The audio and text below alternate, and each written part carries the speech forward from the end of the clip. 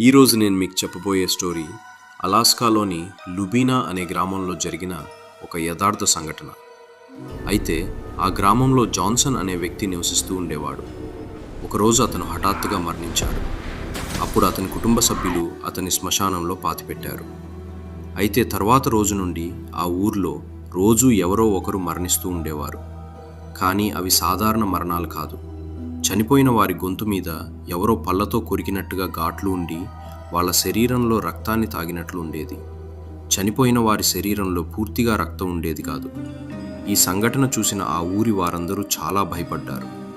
రాత్రి అయితే చాలు, ఎవరు బయటకు వచ్చేవారు కాదు. కానీ నా మరణాలు కూడా ఆగేవి కాదు. అయితే కొన్ని రోజుల తర్వాత ఆ ఊర్లో కొంతమంది చనిపోయిన జాన్సన్ను తాము చూసినట్లుగా చెప్పుకోవడం మొదలుపెట్టారు.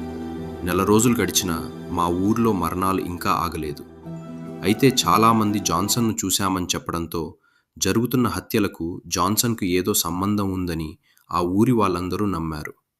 వెంటనే ఆ ఊరి వాళ్ళు చర్చి ఫాదర్తో కలిసి జాన్సన్ యొక్క శవాన్ని బయటికి తీశారు. వారందరూ జాన్సన్ శవాన్ని చూసి చాలా భయపడ్డారు.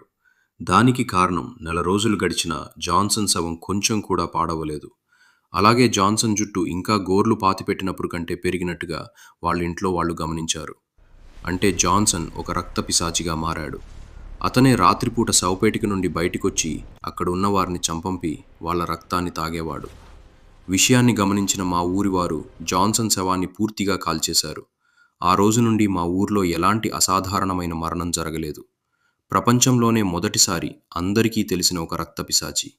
నిజమైన కదా? మీ జీవితంలో ఇటువంటి సంఘటనలు ఏవైనా జరిగితే కామెంట్ చేయండి.